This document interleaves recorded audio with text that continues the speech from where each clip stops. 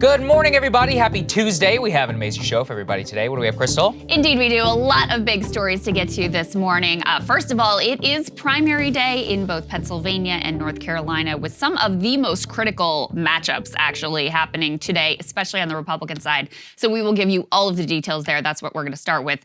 But also, we have new comments from Elon Musk raising further doubts about whether he's actually going to go through this whole Twitter purchase thing. So we'll tell you about that.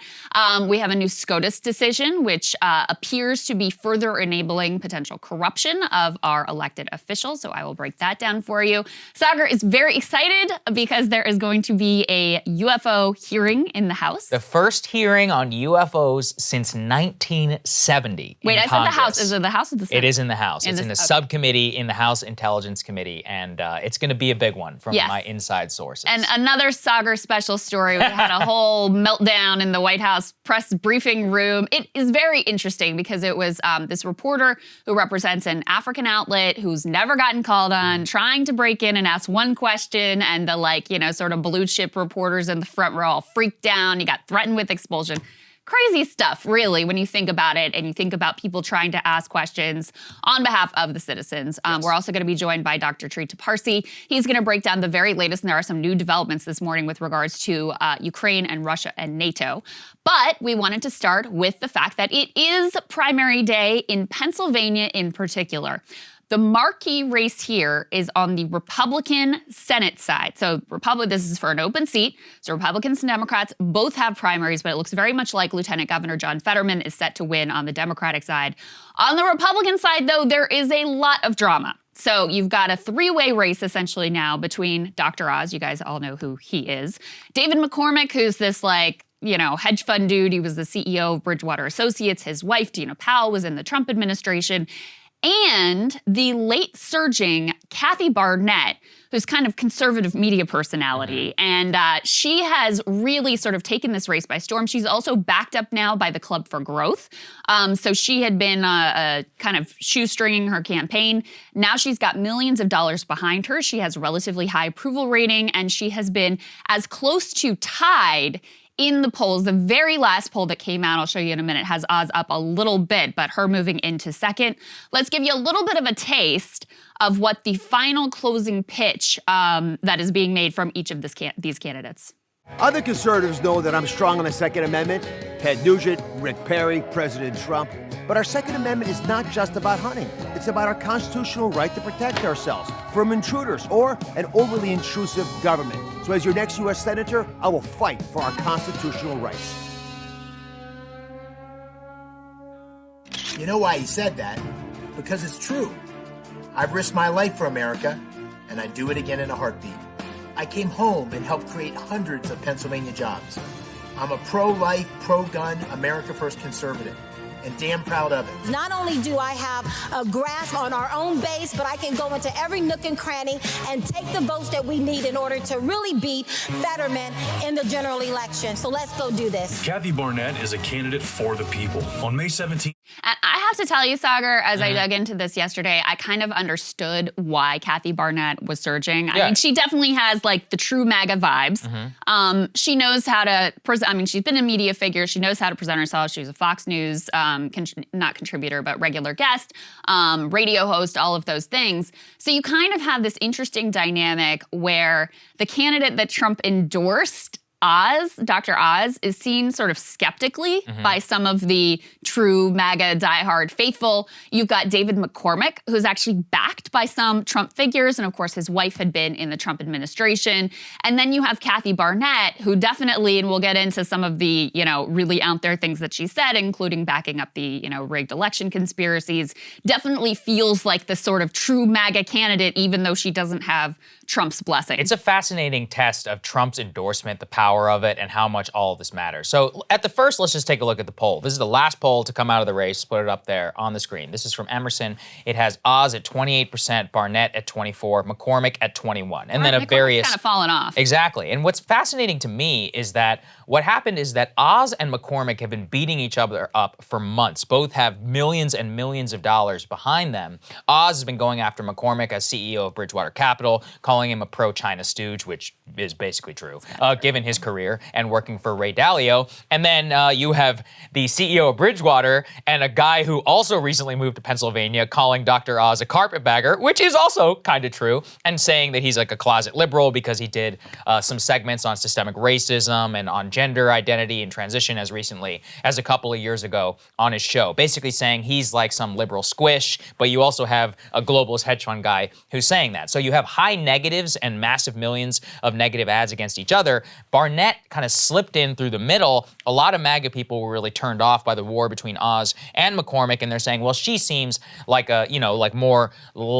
in tune with our base, which, seems true in terms of some of her views, and she is a longtime conservative activist, and she has an inspiring story about being, she's a child of rape, and her mother was raped. Her mother was raped when she was 11 years old by somebody who was like 20. When she was 12. I mean, it is an unbelievable story. It's a great story, in terms of her inspiring background and that. But, at the same time, this is somebody who is, let's just say, untested. And what's interesting to me Trump's words, is that Trump himself is freaking out because he endorsed Oz for one reason and one reason only, because he's famous. He even says in pre-recorded robocalls, which we'll get to, he's like, he had a tremendously successful show. That's his only reason that he's endorsing Oz. But with the surge of Barnett and McCormick, he is coming out like hardcore against Kathy Barnett and against David McCormick. So let's put this up there on the screen. This is just the latest one that he put out at the time. He said, Kathy Barnett will never be able to win the general election against the radical left Democrats. She has many things in her past which have not been properly explained or vetted,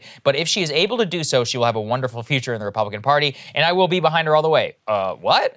But then he pivots. Dr. Oz is the only one who will be able to easily defeat the crazed lunatic Democrat in Pennsylvania. A vote for anyone else in the primary is a vote against victory in the fall. He clearly sees some of himself in Dr. Oz, Yes. I mean, because Trump also had positions in his, he'd been a Planned Parenthood supporter, like he hadn't been this down-the-line doctrinaire conservative. Right. So he sort of looks, Trump doesn't really care about ideology ultimately. No. So he Trump sees is an ideological figure. He sees that Oz has star power, and that's that. Ultimately, these other people like McCormick and Barnett in particular, who are like doing everything they can to prove they're the real Trump candidate.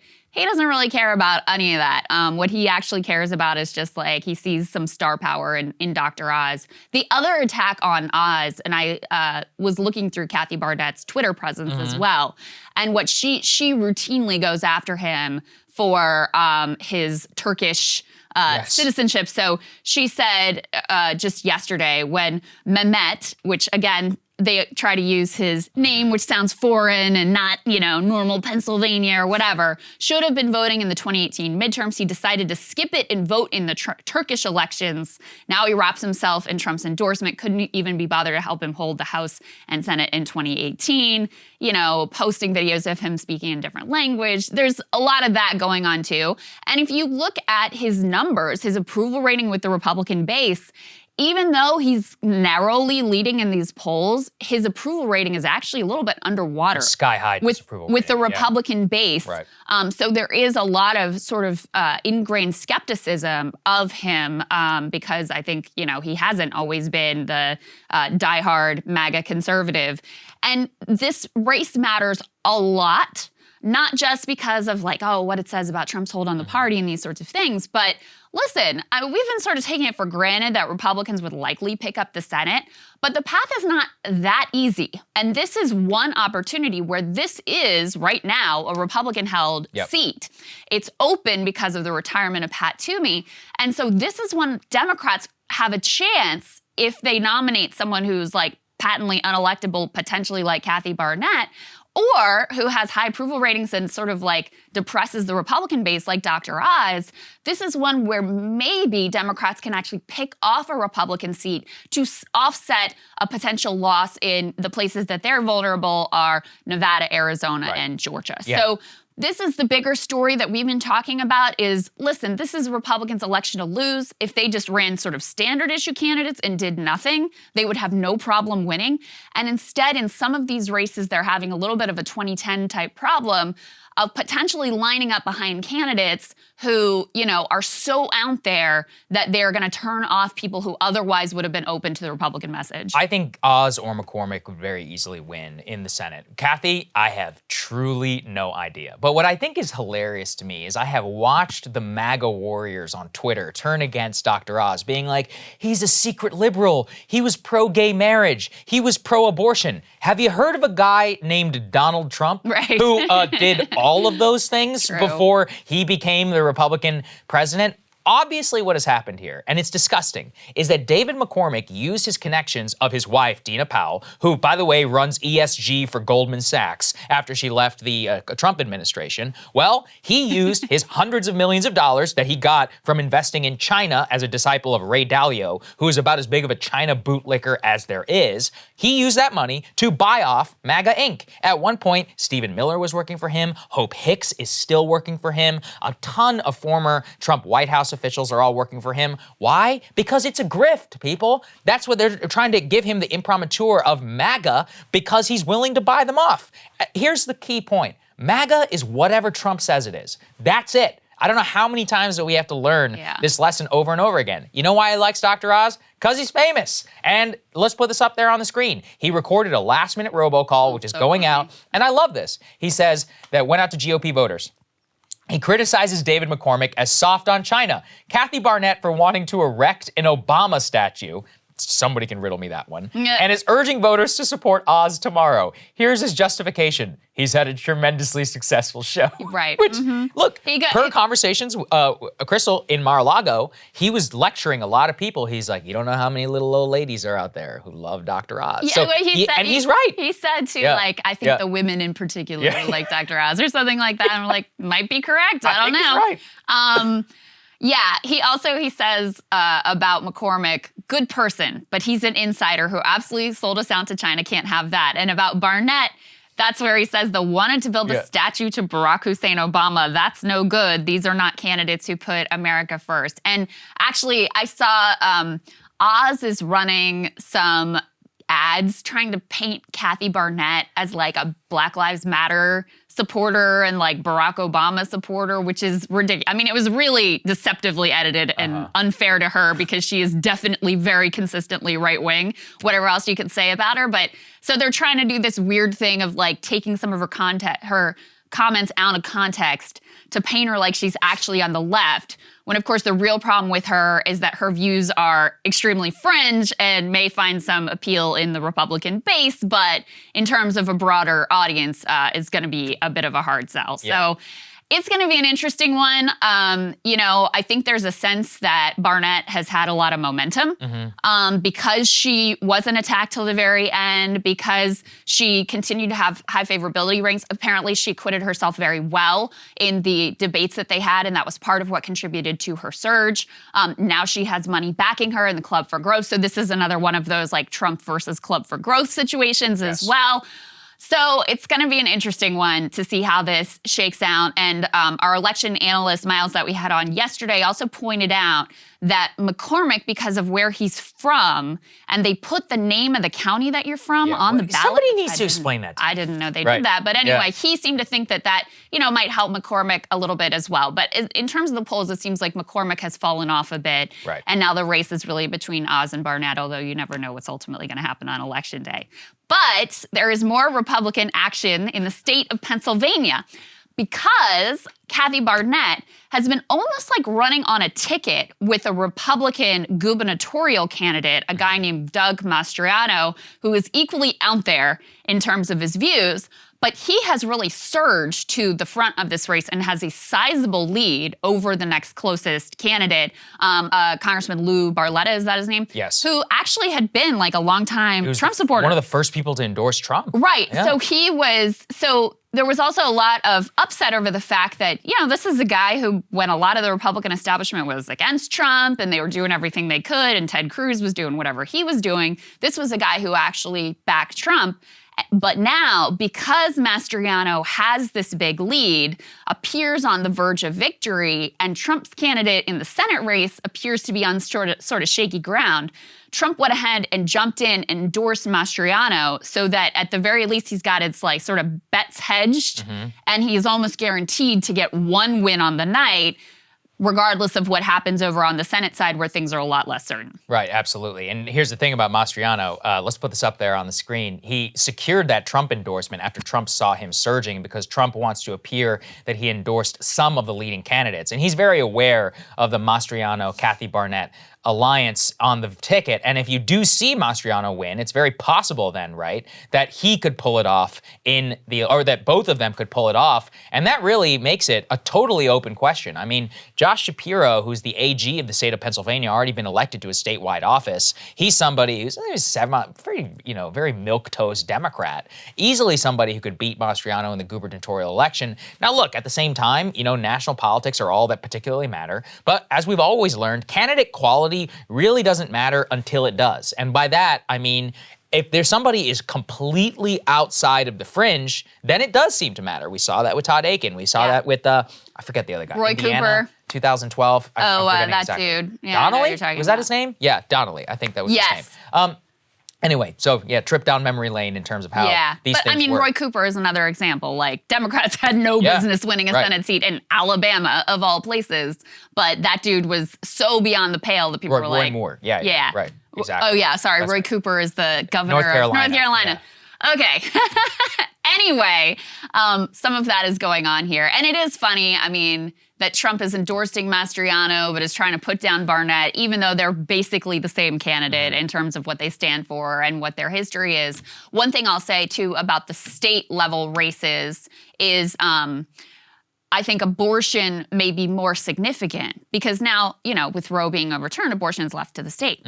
So if you have somebody who's running in a swing state like Pennsylvania on a very extreme anti-abortion platform, which this dude Mastriano ultimately is, I think that becomes a problem as well. So yeah, if you have just like a sort of standard issue Dem versus this dude who's like way out there in terms of social issues, in terms of abortion, also in terms of, we're going to show you in just a minute, like he was not only at the Capitol on January 6th, he was like breaching the barricades on January 6th. I mean, he is as MAGA conspiracy theory, like flirtation with QAnon as they come, as is Kathy Barnett. So if you have both of those candidates, kind of leading the Republican ticket in Pennsylvania, you could see that being ultimately a big problem for them in terms of holding that seat. And again, just to put this in the national context, to win back the Senate, Republicans have got to pick up a seat in Georgia or Arizona or Nevada. And if Democrats are able to win this Pennsylvania Senate seat and flip this one, that means they have to pick up 2 of those seats. So that just makes things a little bit more difficult. All right, so we've been teasing you with, some of the sort of fringe views that are held by Mastriano, the likely Republican gubernatorial nominee, and Kathy Barnett, who is surging in the Senate. Let's start with a little bit of Mastriano just so you get a taste. So as I said, he has called for a heartbeat bill, a ban of abortion to 3 weeks. He's also, was at the barricades. He promoted QAnon. We've got Barnett here marching with the Proud Boys on January 6th. Let's go ahead and go to the rest of Barnett's stuff here. She said all kinds of things about Obama. By the way, there was some new news this morning about her and being cozier with the Proud Boys than she wanted to admit. She went down the whole, Obama, birtherism, Muslim, all that stuff. Yes. Some real throwback hits here. So she also said that it was okay to discriminate against Muslims. She compared Islam to Nazism. She said accepting homosexuality would lead to the accepting of incest and pedophilia. She called a transgender person deformed and demonic. Both of them all in on Stop This Deal. As I said, both of them there at January 6th. Kathy Barnett pictured like marching with Proud Boys, who she said like, I don't know anything about them. Well, audio just came out today, or video of her being like, these are my friends. This dude actually, was not only there, but appears to have breached the barricades.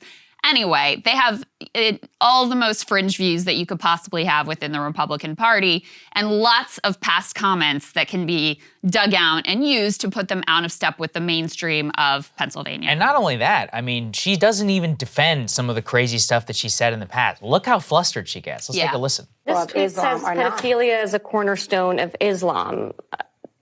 No, I don't think that's me. I would never have said that. Perhaps there were some like time traveling hackers like the Joy Reid Yeah, it's situation like, that yeah. went back and like tweeted things Make you that she didn't secretly release. Islamophobic. Listen, come like on. if you said it, just say it. Just say I feel differently now. I don't agree with what I said in the past. But yeah, to just be like, that couldn't be me. Come on. What is it? Come This on. is the thing with Kathy Barnett. She's clearly just a completely untested person. I mean, look, from all the stuff I've seen, she put out these bizarre claims. For example, she was like, I was accepted to officer candidate school. It's like, wait, hold on a second. What does that mean? Did you graduate from an officer candidate school? Right. So the answer appears to be no. I mean, she's been clearly lying about some of her, or lying or service, or misrepresenting her service record. That's according to an analysis of her National Guard discharge papers. She Yeah. said that she served in the military for over 10 years. Not really accurate if you look at the actual discharge from that. She made it seem as she was It's always a active bit duty. of a red flag when you have just basic lies about your bio. And then Madison Cawthorn had the same thing, and it should have been a real red flag. Well, she also said that she was like a professor, an associate professor, and then some university said she's a professor in good standing, but then would not clarify any of the years that she's been teaching there or any of the classes. So what is that supposed to mean? There's so many of these different little inconsistencies. Look, I'm not going to pretend this stuff matters. More what I'm pointing to is that when you are at the highest level of politics, and this is somebody who's going to be running in probably, if she wins, probably the most high-profile Senate race in the country, Yeah. maybe second, One of them, compared to certainly. whatever else is going to be going on, then you can't be acting like a fool like Sarah Palin in national television interviews like you just did in MSNBC interview. Same with Doug Mastriano. I mean, these guys do these bizarre events where they hire security guards to like rough the press or like keep the press out. And it's like, what are you afraid of? Right. I mean, the thing about Trump was that he welcomed the press to come as close to him as possible and he would spar with them. But they're all seemingly terrified of people who are recording their actual events. I just think it demonstrates the lack of candidate quality whenever you get really Trumpy. And look, here's the other thing with Mastriano. This guy is a full-blown stop the steal guy who wants to fire Pennsylvania election officials who certified the 2020 election. And I do think you should believe somebody like that whenever they say it, if they're possibly going to be the next governor of the state. Ask the people of Pennsylvania, do you agree with that decision? I found it interesting to watch how all of the candidates are handling stop the steal. So McCormick is willing to really debase himself and be like, yeah, it was stolen. But I watched Oz yesterday in an interview, and he's like, yeah, we need voter ID. We don't accept the results. It's like, I understand why people don't trust the results. But they were like, okay, but do you think the election was stolen? He goes, look, I have to be careful here. We just need voter ID. So he won't even really come out and say it. I mean, honestly, that's probably the best way in order to handle something so patently ludicrous. But what I'm pointing to is that when you have Kathy and Doug willing to just go full bore, that's going to be a political liability in the fall in an actual 50-50 state. Just consider Trump almost won Pennsylvania. I think it really is as close to a down the line It is. a It state. is the quintessential swing state. So this is not a gimme for Republicans. Yeah. They could very easily screw this up. And you make a great point about Mastriano, which is that, listen, he hasn't just like rhetorically supported Stop the Steal. He was involved in the process of trying to decertify the Pennsylvania election results and has been very adamant that, he wants to make these changes to basically take the vote out of your hands and put it in the hands of the legislature so that they can just decide which candidate they want to back. That's insane. And when you couple that with, the extreme abortion positions, which are out of step with where the sort of Pennsylvania mainstream is as well, and if you add to that, if you have him and Barnett at the top of the ticket, I think you could be putting the seat in jeopardy for Republicans. And, on the other side, Fetterman is tested. He's obviously been held in statewide office. He's got a pretty high approval rating. He's obviously got a pretty easy, even though he just suffered from a stroke, it still looks very much like he's going to kind of cruise to getting the Democratic nomination. He's got, and he also kind of goes against Democratic type in terms of how he looks. He's this big, he's like, 6'7" or 7 feet. He's like ridiculously tall. He's the mayor of a steel town down. He knows how to talk to regular people. So he's no slouch in terms of being a good candidate for the Democrats as well. He's probably one of their better candidates that they're running across the country. So that's why all of this matters a lot and is pretty interesting. There is one other race that I wanted to highlight for you that also is part of a broader trend, this one on the Democratic side. So there's an open seat in the Pittsburgh area, and a state representative who's on the left, she's like a Bernie supporter, named Summer Lee, who I think we interviewed at Rising, but I'm not 100% sure. She and two other women, it was a very interesting story. Yeah. She and two other women almost ran as like a slate and sort of, pooled their resources and shocked everyone by taking out these establishment, like corrupt, good old boys that were representing some key districts in Pennsylvania, one of them being a district near Pittsburgh. So this sort of came out of nowhere, surprised everybody, was able to win these seats. She's now been in the state house for a couple of terms now. So she decides she's going to run for this open congressional seat that's currently held by Mike Doyle, I think is the dude's name. And it looks very much like a kind of a walk in the park. She's up by, like 30 points. It's getting close to election day. And then lo and behold, some of the same PACs that dropped millions of dollars on Nina Turner and smeared her as effectively an anti-Semite, well, guess what? They're doing the same thing now to Summer Lee. Let's go ahead and put this tear sheet up on the screen. It says, this is from Jewish Insider. They say echoes of Ohio 11 in heated Pittsburgh House race.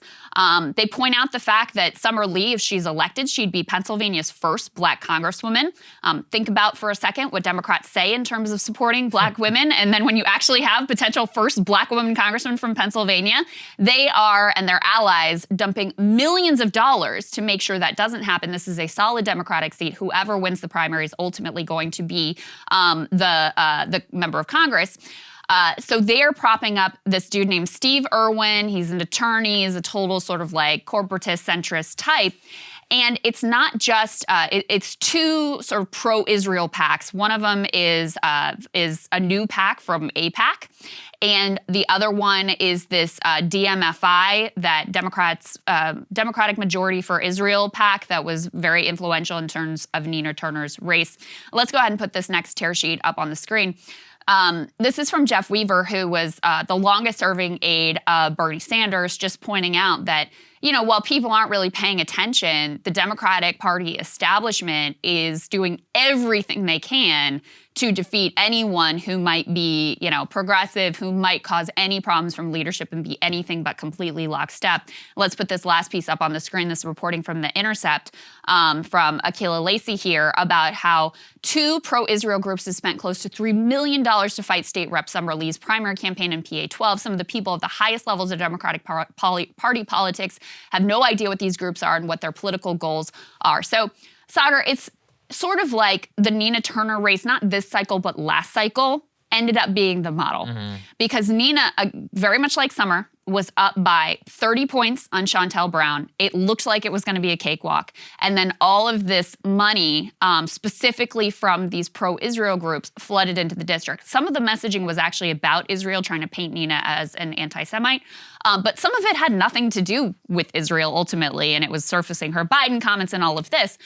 And it worked in that case, and it's been very effective here, too. There isn't a ton of public polling in this race right now, but where Summer Lee was holding a comfortable double-digit lead, the very latest polling has her tied right now for the nomination. So this is the new playbook, and it's been very effective. Yeah, it's interesting to me because I remember this back in the day. There was the Democratic Majority for Israel PAC with Paul Begala, who was on the board, and he would just use it kind of as a cash cow in order to go after whichever candidate that he wants. I'm sure we'll talk about this on the Thursday show. Didn't make it in for today, but there's all that stuff going on in New York with the redistricting map getting struck down. It's fascinating. But you can also see who gets to get run against who, what's allowed, all of that. Just previewing a little bit of that. So I think it's a fascinating story in the inter-democratic wars as well. And I mean, look, it worked once, not just once. I think it's worked many times over. And I wonder if it's going to work this time around because this doesn't have quite as much attention, but it still very much could sway voters. And there is a significant Jewish population in this district. There you go. And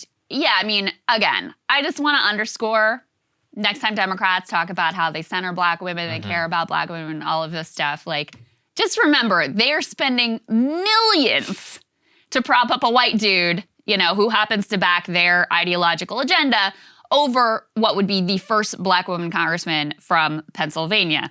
Just showing you that all of their rhetoric, ultimately, they are as ideological as it comes. It's all about just making sure that they're going to have a reliable vote to keep all of their 80-year-old asses in leadership and all of their consultant industrial complex grift going. And the very fact that you might have someone who might possibly have something to say that's critical of their leadership and can't 100% be counted on for every single vote to do whatever you tell them to do, they will do anything to make sure that doesn't happen. So that's one other thing to watch tonight. There we go. All right, let's move on to this. Some dizzying comments here on Elon Musk in terms of breaking news this morning. Here's what we can report, which is that Elon says that he will only proceed with his $44 billion takeover of Twitter if Twitter can prove that less than 5% of its users are bots. So we explained a little bit of this yesterday, and let's put this up there on the screen. There was a big spat between Elon and Parag Agarwal. Parag put out a multi-post thread about determining spam, bots, and explaining his own proprietary methodology to determine that 5% or so of the people on Twitter are actually bots. Now, Elon replied to this with a literal poop emoji in terms of shit posting, and replied to this, which I think is the crux of the matter. So, how do advertisers know what they're getting for their money? This is fundamental to the financial health of Twitter.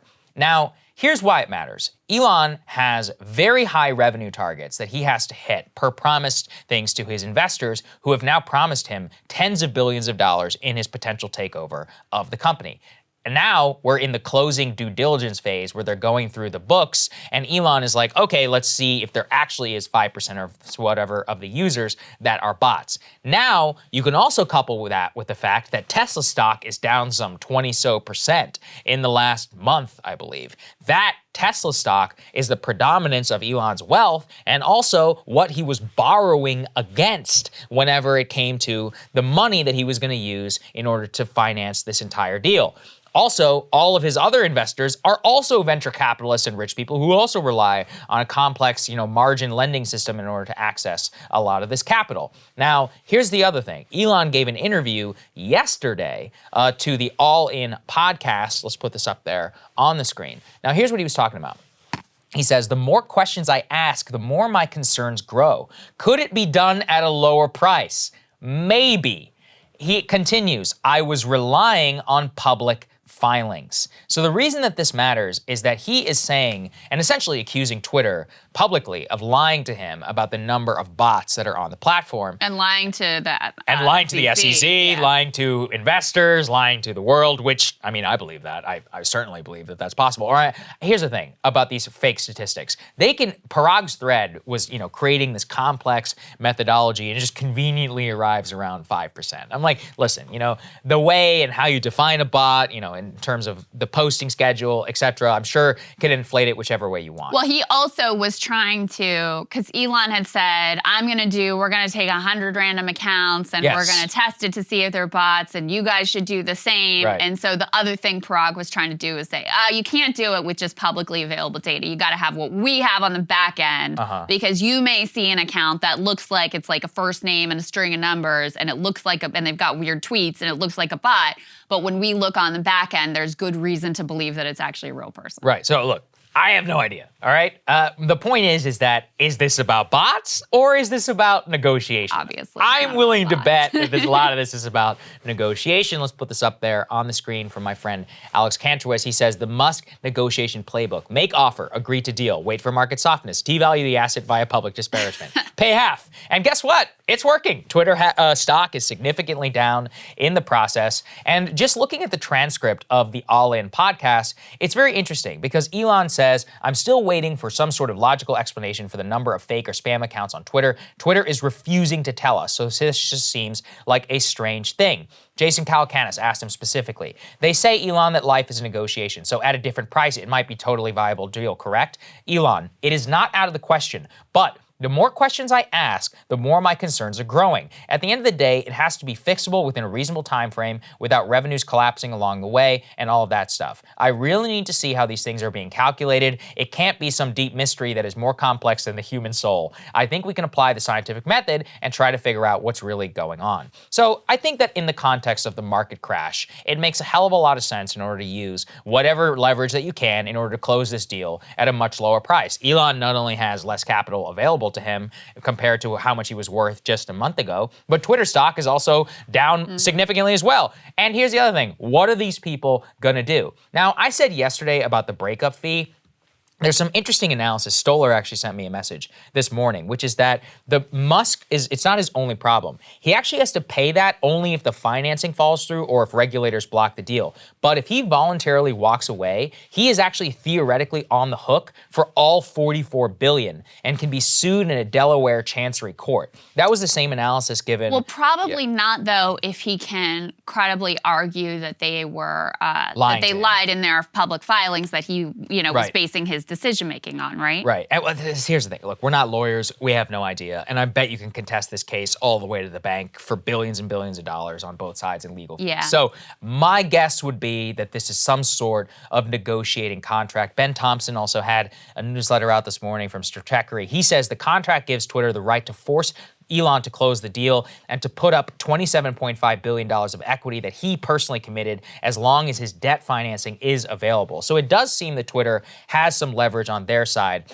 I would put this in the terms of the Musk playbook in terms of publicly leveraging his immense popularity, brand, and megaphone in order to, hammer the stock price and try and negotiate on the outside in order to bring the price down, maybe, by a couple $1 billion or maybe even more significantly than that, especially if he can prove some sort of lie in the SEC filings, which would then make them legally viable and bring that all the way down. All of this is really just a long way of saying that there's complicated stuff going on, and one thing to look past is this, that producer James found, let's put this up there on the screen, which is that a longtime Elon Musk backer says that the Twitter deal will close at a lower price. Guy has some impressive eyebrows. Exactly, yeah, he really does. So this is Tim Draper. He's an early investor in both Tesla and SpaceX, and he co-founded a venture capital firm that's actually sinking $100 million into the bid. Here's what he said when he was asked about whether the Twitter deal will close at a lower price. He says, I think so. I think he's going to get a better deal because he found out 2/3 of users are bots or something. So this is somebody who is committing equity to the deal. We don't necessarily know how much he has, but at the very least is somebody who has his own money on the line, who's backing Elon's venture here, and all of this should be viewed within that context. I gotta say, this is probably the most exciting corporate takeover story that we've seen in since the 80s in terms of all of the jockeying that's going on It's publicly. very dramatic. I mean, I don't think it's right that you should be able to, and he's done this in the past, manipulate markets with his statements, especially intentionally. I mean, this is what he's been accused of and actually had a consent decree with the SEC about before. So it is a pattern of behavior that I think is sort of gross. I mean, he did this even with the initial announcement where we learned that he was a 5% stakeholder or whatever it was.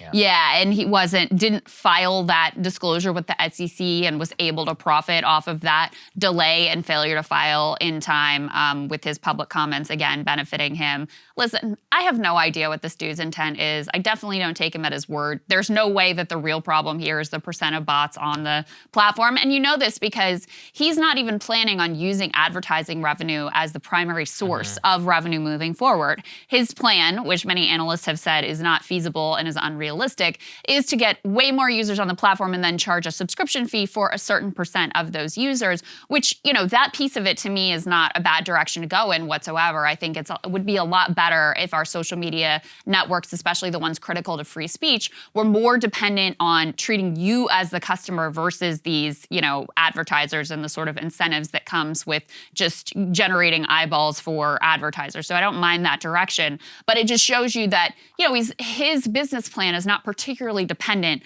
on whether he can jack up the price with advertisers or not. So ultimately, this is either a head fake to, push a better negotiating position, try to get a better deal now that Twitter's stock is way down and now that his net value is way less.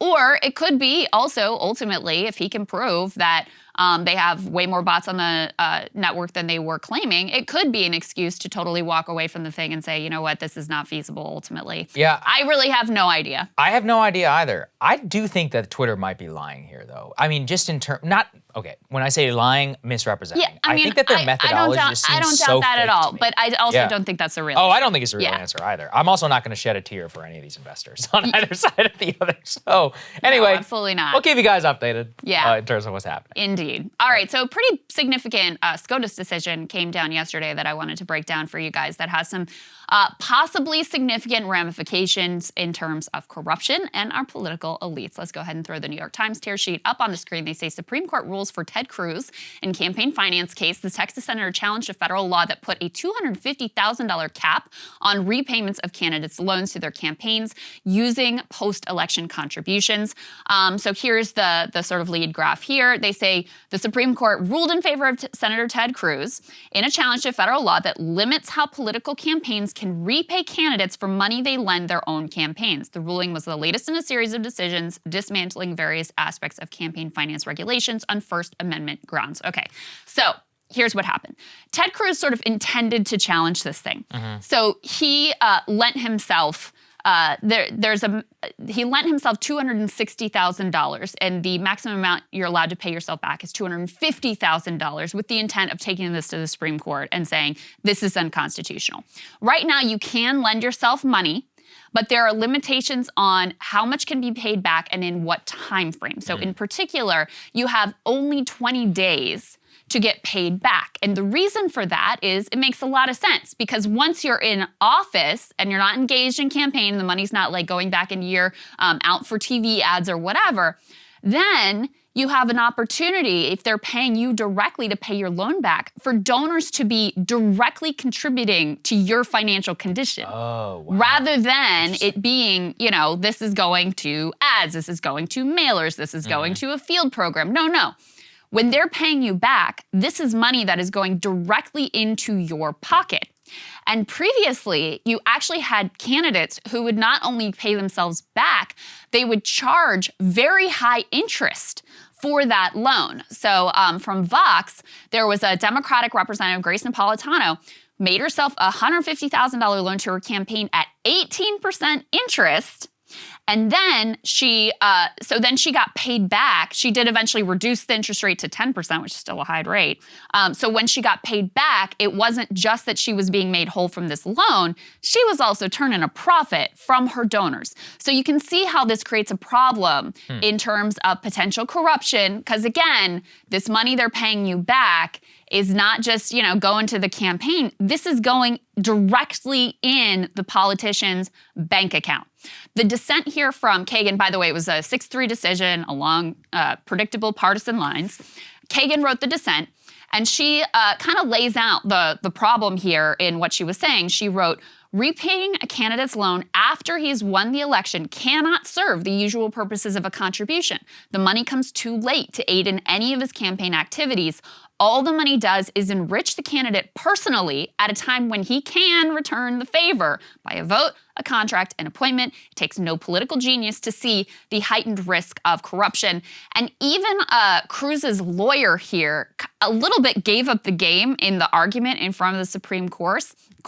When the case was argued in January, Charles Cooper, a lawyer for Cruz, said, and his campaign, said contributors should be able to, quote, exercise the First Amendment right to associate with the winner and to hope that will result in the kind of influence and access that support for a candidate begets. So outright arguing like, yeah, they should basically be able to pay for access and pay for influence. That's what the First Amendment is all about. So that's the long and short of what this thing is. Yeah, you know, it's funny. At the time of Amy Coney Barrett and all of that, a point that we really tried to make on our show was, if you think this is all about abortion, that's what just the voters care about. Yeah, in terms of what the people in this town care about, you're looking at it right here. And in terms of the support that and all the public outrage, yeah, you're going to hear about it here. Sure, there's articles written about it. they'll maybe spend 2 or 3 minutes about this on cable news. And how many people are really out there are going to think about it? It has immense ramifications. I mean, there is a long-standing principle with the conservative court, Citizens United on forward, in order to basically make it so that there are basically no legal strictures on campaign finance law. The ultimate goal, I believe, is the direct challenge to the McCain-Feingold bill and the actual contributions on individual donations. Now, look. As long as transparency is there, the entire system is so corrupt and Byzantine, I would, be in favor of a total wholesale just change to all this because I think the current system is totally nuts. But as an ideological project, I don't think you can mistake that this was not an accident. Cruz actually lent himself $260,000, right? Even though he had $2 million throughout the course of his campaign and easily could have By the way, his wife works for Goldman. He's personally a wealthy man. Like, he didn't need to do any of this. He did it specifically in order to challenge the constitutionality of this bill. Not a surprise. I mean, he's probably I believe before he was a senator, was one of the most successful Supreme Court lawyers, as in a person who argued cases before the Supreme Court in modern American history. So, he's a legal mind in his own right and very much had this on the target. But it wasn't for Cruz. It was to set the precedent. It was to strike down the law. And I think my main concern is not on the ultra-rich candidates or even the moderately rich candidates like a Ted Cruz. It's in the future when you have got people who are strapped, pizza shop owners or whatever, refinance their house, take out a massive loan, eke out a win. Those people really need the money. And so when they go out dialing for dollars, the people they're dialing for and donating to their campaign have a lot more leverage over them in terms of answering to the donor. So in a weird and complex way, this actually makes it so that the people who are less rich are now going to be probably the most vulnerable to some sort of bribery. Right. Although, listen, I mean, most people, first of all, most of the candidates who run and win are already rich. Yeah. Second of all, if you are not wealthy, you're going to have a difficult time plunking down $250K to put into your bank account. Mm-hmm. So you could very much see a world, though, where wealthy candidates routinely lend themselves huge amounts of money that they know they can get paid back with significant interest from donors once they're in office. Do they cap the interest? Did we see that? No. So there was a 2001 law that did, that basically put these limits into effect and made it so that you couldn't have the situation that Napolitano had of a big loan and a high interest rate. But this SCOTUS ruling, that totally takes that law effectively off the books. Mm-hmm. So now it's the Wild West again. Wow. Yeah. And so exactly. So, I mean, then you directly have a situation where candidates can use their campaign directly for their own profit. And, that's just opening up one more avenue to very direct corruption that I think, the American people can understand very clearly how this ultimately will work out. I think it's reasonable if you give people, a certain amount of time. The law said 20 days to recoup that. That's, a reasonable window where you're not really even in office yet. You haven't even really been sworn in yet. But now it's just completely open-ended. People can write you a personal check to go into your bank account effectively whenever they wish. And as you point out, you want to know why these people were really put on the court? This is a big part of why, to make sure that the interests of the wealthy and the interests of corporate America are always protected first and foremost. I always try to explain this just because I actually know a lot of the people who are involved. Like, they care at the Chamber of Commerce way more. Actually, they don't care about abortion at all. They're probably mostly pro-choice. What they care about is making sure that you could strike down administrative law in the Commerce Department, and I'm about to talk about this in my monologue, to make it so that solar importers can buy cheap panels from China, and you have no recourse for your government to do anything about it and issue a decision. That's what they really care about. They care about striking down campaign finance law. Abortion, sure, that's to, let people squabble about. But in terms of the actual business, boring laws, clauses on the commerce and stuff, this is the true ideological project for for a lot of the American right. And as predicted, most people will go completely past this. I'm glad we have a subscription model because I don't really care if the segment rates or not, but we're not stupid. I mean, if we were in the rating games specifically, there's really no reason to try and cover this because it's very hard to get people to actually care, especially when they believe that the country is already so corrupt. So this is just another example of how this all works. And, you know, I just expect this ideological project to continue on the court. Indeed. Okay, let's move on. Segment I'm very excited for. I try not to abuse everyone with UFO segments. There's been a lot going on behind the scenes. So let me try and set this up for you. Over the last year or so, there's been a pretty significant move within Congress. Senator Marco Rubio and Senator Kirsten Gillibrand have been kind of at the forefront of this. Rubio is on the Senate Intelligence Committee. He was one of the initial people who pushed for transparency within the intel community around UFOs. Now, per what I've heard, he and many others have been very frustrated in terms of the intel community and their forthcomingness on some of the intelligence that lies within. Obviously, they had that landmark report, which came out about a year ago, which talked about several phenomena which were observed in which they had ruled out the explanation terrestrial.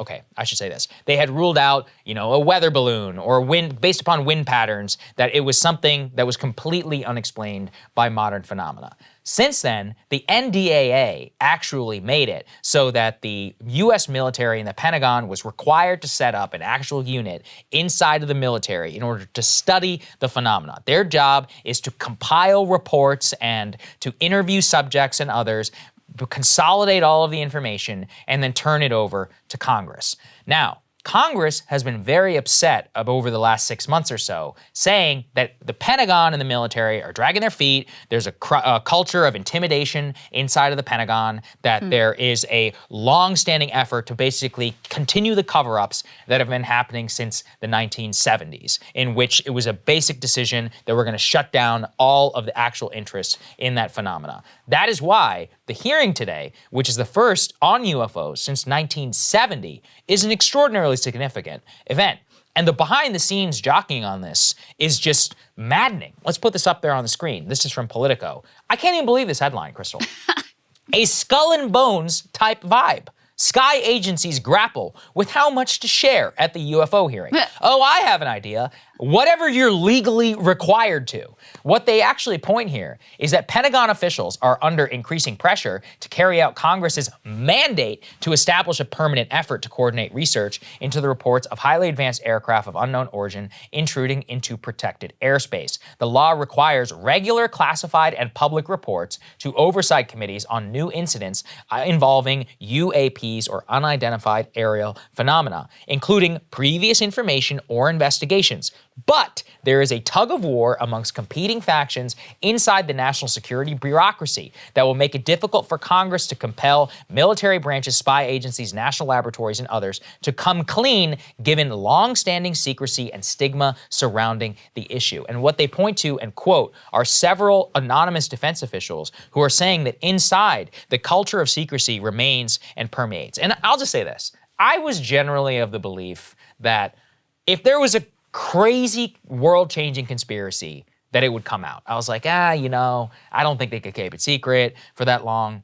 But then at the same time, we had all those crazy plots to assassinate Castro, Gulf of Tonkin, Right. John F. Kennedy files, remains up in the air. Yeah. You watch Oliver Stone's documentary, you can come away with your own takeaway of what exactly happened that day in terms of the establishment of a conspiracy. And the more that I learn about this subject and see how the Pentagon has used long-standing tactics that we saw the CIA use whenever it came to the torture program, destroying documents, obfuscating, even hacking Congress itself, that we've seen several 9/11 commission cover-up, the Saudi thing doesn't get declassified till 20 years later.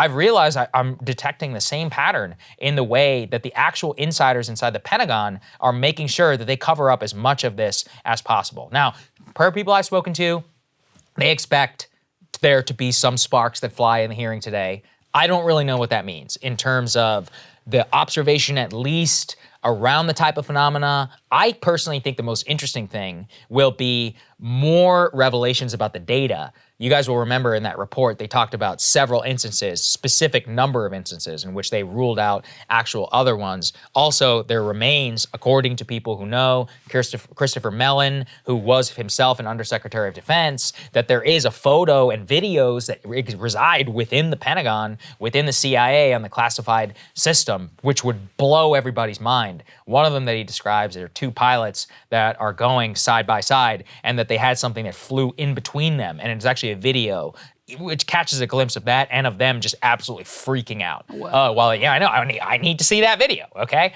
And a lot of the sketches and things that have come out from these government documents. So that's just my way of setting up. It is a big day. I mean, the first one since 1970. Yeah. And I think it's fascinating. I mean, I'm curious what you think about the conspiracy aspect of it. Listen, I don't put anything past these people. I think your point about JFK is a really good one. Like, this is true deep state stuff because they were under a congressional mandate to release all of these documents that had been classified regarding Kennedy's assassination, and they just haven't done it. Yeah. It's been since 92. I mean, it just happened that, Biden put out another thing. So Trump pushed it off. He made some excuse. Biden pushed it off. So, it's because of coronavirus. We can't do it. It's like, Jesus Christ. Like, the man has been dead for a long time now. Can we get some actual transparency about what the government knows about what happened on that day? I think the Saudi connection on 9/11 is also really important, very clear there was a cover up to avoid the American people really understanding the direct connect between the Saudi government and the plot and the hijackers. So yeah, I mean, they have this quote here from an official who says, they fetishize their secret society. It's kind of a skull and bones type vibe. They take it seriously, but they have no accountability, zero. There is a whole group of us that know in great detail this subject, a lot of which has not been reported to Congress because of security issues. So what's important about that is they're saying, no, actually, we do take it seriously. We have researched this in depth. We have information that has not been shared with Congress, let alone the public, but we don't want to say anything about it. We want to keep it secret. And so will they have any qualms about hiding things that they know, not telling the truth, not being fully transparent the way that they are required by law to be? No, of course not. This is routine for them. One of the things that you mentioned, Mellon, one of the things that he said should be asked publicly is if any of the reported aerial intrusions were also detected maneuvering through space. Quote, if members can confirm UAP in space, they'll make history and help to eliminate an entire category of potential explanations having to do with atmospheric phenomena and things like Chinese lanterns or civilian drones. So that seemed to me to be something significant to watch for because, as he's saying, if you confirm that these have been seen, in space, not just in the sort of civilian airspace, then you can rule out all of these other things that ultimately had been floated. Because the report that came out, it really was, the media covered it in sort of a disingenuous way to say they ruled out extraterrestrial. Yeah, it's no, that's not what they said. They actually ruled out everything else, but you can't rule that out. I mean, it's just impossible ultimately to rule out. So the fact that they ruled out all of the other potential phenomenon was actually very revealing. Yeah, and the more I see about it, look, I think there's a couple explanations. Obviously, one is extraterrestrial. Let's put that aside. Well, what are the other ones? The other one is that it's foreign. Now, it's possible. I think it's highly unlikely. The idea that China and Russia would be in possession of technology which is almost 50 years outside of the development cycle of U.S. technology seems crazy to me. Another point especially given what we've seen of technological capabilities recently. Look, and don't throw hypersonic missiles at me. Look, hypersonic missiles are well within our capability. We just have not developed them as of yet. It's not that we haven't known. A great point that I have heard was that if you look at the SR-71 and other leaps in bounds of flight, their intellectual kind of background was present within the literature. So for example, an atomic bomb was known to be possible before 1945. Yeah, right. There is no science that exists, as we know, that could propel an aircraft at the speeds of which many of these UFOs have existed, which would mean that, the professors in physics and all these other people had not even theoretically come up with an explanation on paper for how this would work, as opposed to the actual material engineering that would require this to actually come to fruition. So that's why I don't think it's foreign or Russian or Chinese. Now look, it could be a secret it could be a secret U.S. air program. Now, the report says that they've ruled out that it's a secret U.S. government program. Yeah. But it's the U.S. government who's saying that, so I don't know. Right. On that front, again, I just don't look, it is true the SR-71 was a secret bird. I forget exactly what the spy plane, the U-2 spy plane, whatever crashed over the Soviet Union in the 1960s that Francis Gary Powers was flying. Those were certainly major secret developments that were big leaps forward in technology. But again, they existed within the realm of possibility. It was more that engineering such a feat seemed astronomically expensive and very difficult. Here, we don't even know what type of engineering they were talking about. Observed and what has been publicly released defies physics as we understand it. Yeah, exactly. So I think your point is really important, which is that, previously, like, the physics could explain how you would get to this point. Yeah. It was theoretically possible. They just hadn't figured out the materials and the engineering.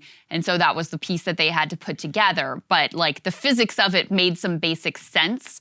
Whereas here, we don't have that, at least not to our knowledge. So listen, I have no idea, but I don't trust anything any of these people say. And obviously they're perfectly comfortable lying and covering up and, keeping their secrets within the deep state community. They've done that in a number of documented instances. So the fact that they're having these internal debates right now about, are we going to tell them what we're supposed to tell them or not, is very revealing. One last thing I want to say, because I hear this all the time. This is just a distraction. This is a distraction. This is for Space Force funding.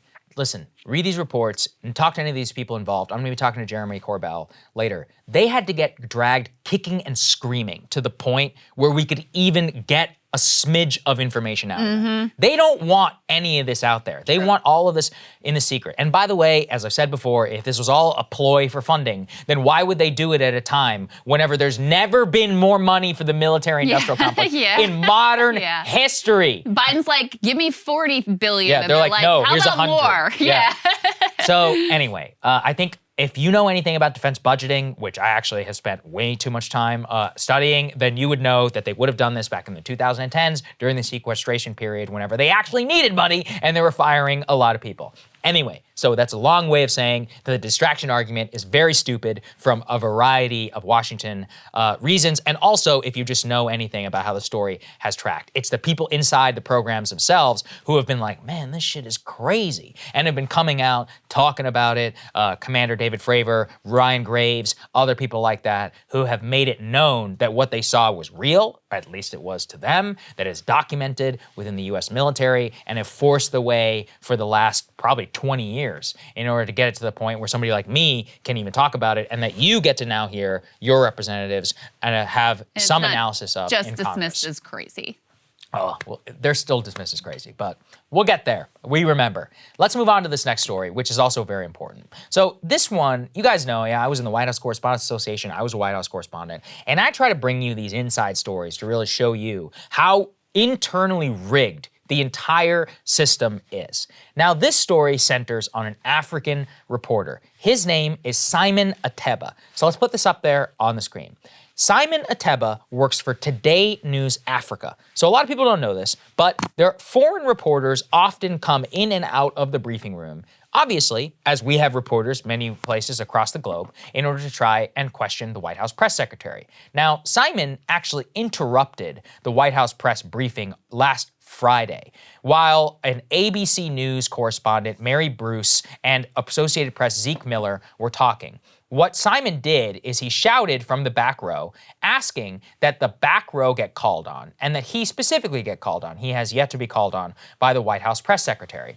Now, in response to that, the president of the White House Correspondents Association, Stephen Portnoy, sent him this email. I'm going to read this. Quote, "Your disruptive behavior at last Friday's briefing interrupted your colleagues and reflected poorly on the press corps. There is no right of any reporter to be called on by an official. Preventing your colleagues from asking their questions is no way to seek relief. He warned that he would be suspended or expelled were he to repeat this behavior on Friday. We note you have been granted access as an associate member of our organization. With that comes as a responsibility to act in a collegial manner with your fellow WHCA members." So Sit down and shut up, basically. Again, demonstrate disrespect for your colleagues in the manner you did last Friday, the board will act on behalf of the collective. I am pasting Article 10 of our bylaws below for your reference. Now, here's what Simon said.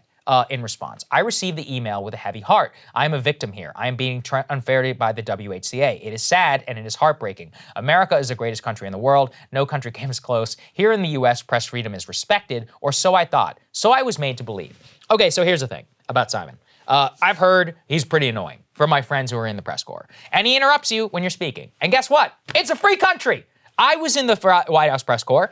Jim Acosta cut me off a million times. You know what? I spoke louder so that I could get my question. How many times in the Trump days? Hunter Walker, he worked for Yahoo News. That guy used to scream about Stormy Daniels at like veterans events whenever Trump was talking. And guess what? I believe in a raucous White House press. I think screaming in the face of the president and asking him a question of whatever the hell you want with as many reporters present is a good thing and represents the best of America. But I remember Peter Alexander of NBC News, Kirsten Welker of NBC News, Caitlin Collins at CNN, Jim Acosta over at CNN, even Fox News reporters, people like John Roberts, who was over at Fox, Steve, I'm forgetting his name, who works for Reuters, Jeff Mason, who also worked over at Reuters. All of these guys would scream at the top of their lungs in order to try and get Trump to answer questions. I think that's fine. They often cut each other off. It was a raucous environment there in the press briefing room to get Sarah Sanders to call on you. I tweeted this, actually. Let's put this up there on the screen. When I was in the White House Correspondents Association, people screamed like rabid banshees to get called on. And one time, one even played audio of crying migrant kids while an official was speaking. That was Olivia Nuzzi, by the way, who works over at New York Magazine. And I don't remember any of them being threatened with expulsion. Probably because they worked for the mainstream media. I don't think it's just that. I think it's the difference between it being Trump and it being Jen Psaki and Biden. Because, yeah, there it was like, you know, there was an understanding of these issues matter, and it matters for the future of the country, and to hell with decorum, which I totally agree with. I 100% agree with that. But now it's, oh, how could you do this to Jen Psaki? Like, you're not being nice. You're not playing by the rules. Get out of here. It is not the job of the White House Correspondents Association to police the way that the press corps tries to get itself called on. Now, I've also heard that Simon himself may be connected to some governments in Africa. And you know what? That is actually very common if you look at the Russian press corps or the Chinese press corps. So I don't particularly care. The reason why I'm speaking up on behalf of this guy is that just like that audio, that leaked audio that we played for you on our show, this is how they rig the game. Who elected Zeke Miller, who's the head of the Associated Press correspondent, to decide when the briefing stops and starts? Who made it so that Stephen Portnoy gets to decide? By the way, I've said this before. I like Stephen. He was always very nice to me. He actually is a very conscientious reporter. And in general, he never comported himself this way. But I remember Jim Acosta, Brian Karem, and all of these people who screamed and screamed in order to get called on when the Trump was president, and were never, not only not threatened with White House correspondents expulsion, Jim Acosta was defended by the WHCA when Trump tried to revoke his press pass. By the way, I support that. I think that anybody should be able to get a White House press pass as long as they are semi-credentialed or even part of a media organization. That's one of the best things about America, that any basically random citizen or blogger can walk in there and ask a question if Jen Psaki gets called on you. This is about the fact that they are full of it, and that press freedom to them is about rigging the game. It's about making it so that people like yours truly, our new media company, would never be able to get into that room and to ask a question of Jen Psaki. And if we were to comport ourselves the way that they did when Trump was president, they would kick your ass out of the room. So it's a completely rigged game. And, you know, from my sources on the inside, Simon is apparently the most unsympathetic character, but they're making an example out of him. Yeah. And to make sure that it's a message to everybody else. The last thing I'll say is that the questions that get asked really matter It really does matter. I mean, I think about, there are two examples that come immediately to mind. One is Ryan Grim being, as far as I know, the only person in that room still to ask the administration a question that was like pro-peace in terms of Ukraine and Russia. And the second one that we point to a lot of times is when Nancy Pelosi got asked about stock bans for members of Congress and their spouses, and just like totally dismissive, oh, it's the free market. Well, that comment was so revealing and so damaging that it really actually sparked some momentum to potentially get something done in terms of legislation. So it really matters what questions get asked. This institution is such a throwback. It's so archaic in terms of how it's set up. From the time when, you know, you had 3 news outlets that more or less spoke to all of America. It was a much more closed system. Now you have a much more, you know, sort of, you have all these different niche players and a much broader and more ideally democratic marketplace. But all of those players get shut out of the official channels of asking real people in power questions. Yeah, I think that's right. And I think that at the end of the day, if you really care about, look at this new media environment. There are companies like ours, there are huge new brands and all these things popping up all the time. The WHCA exists as a guild protectionist organization to make sure that they rig the game whenever it comes to actually accessing the corridors of power. And at the end of the day, the White House has to respond to the spectacle of what the White House press briefing is and to respond to those questions. And I have said before, they prepare policy based upon those questions that they get. It's why it matters so much. And I'm in such a unique position because I'm maybe one of the few who was inside and I have the liberty to speak out. If I spoke this way when we were working over at the Hill, that's never going to work. The Hill was a member of the WHCA. Right. What are they going to do? The president would call whoever at the Hill and say, hey, you better shut up or you're going to have some problems This is part of why we left. And also, if I wanted to, let's say I wanted to go work anywhere else, I mean, it would always be hanging over my head that, oh, you would be having problems getting into the WHCA, or you're never going to be able to be elected or anything, or somebody may not hire you. This has real ramifications for a lot of my friends who are still Or they'll never the sit with room. you for an interview. They'll never give you any sort of inside information that allows you to break stories to advance your career. There's a million ways in which this is rigged. Game's rigged, people. All right, Krystal, what are you taking a look at? Well, guys, we are still learning all the details of the horrific mass shooting in Buffalo, New York, and are really just scratching the surface of what led an 18-year-old down the path of violent white supremacist ideology, culminating in the hate-fueled massacre of innocent people. Already, though, Fox News is out there floating some of the dumbest possible explanations. It seems like these things have gotten so much worse since video games became so realistic and so violent. Have you done research or, learned that video games tend to just desensitize people to the actual results of pulling a trigger? This is such a classic, like vintage conservative response as to almost be quaint. So once again, no, video games do not cause violent behavior. It turns out kids and adults alike are perfectly capable of distinguishing between video game violence and real life violence. And before you ask, this isn't about rap music or violent movies either. Not to be undone, however, Democratic Governor of New York, Kathy Hochul, is using this shooting to call for tech companies to engage in more censorship. Here with me now is New York Governor Kathy Hochul. Governor, thank you so much for joining me. I'm sorry it's under these conditions. Can you first tell us what more you've learned about the shooter's motive and this purported manifesto?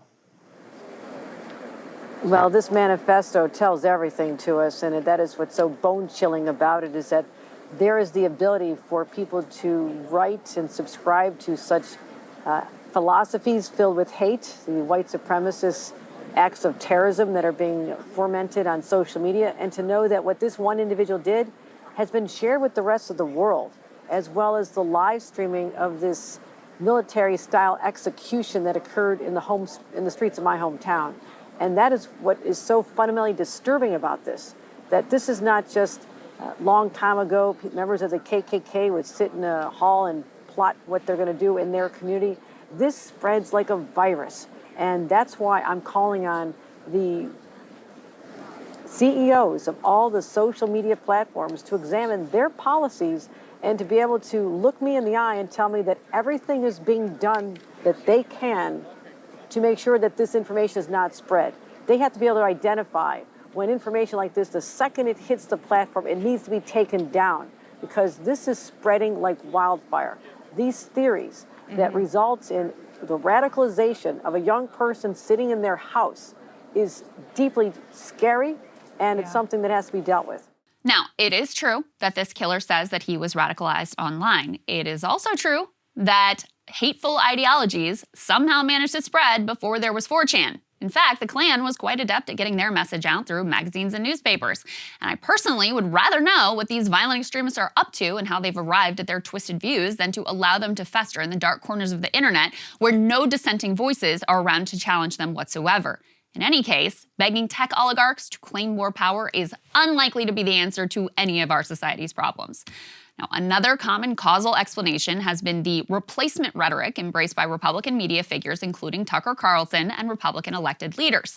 The basic play here is to talk in apocalyptic terms about declines in fertility rates, demographic change, and immigration, and to posit that this is all being done intentionally by Democratic elites in order to cement a permanent electoral majority. Now, I know that the left and all the little gatekeepers on Twitter become literally hysterical if you use the term replacement, if you suggest that the Democratic Party is trying to replace the current electorate, the voters now casting ballots, with new people, more obedient voters from the third world.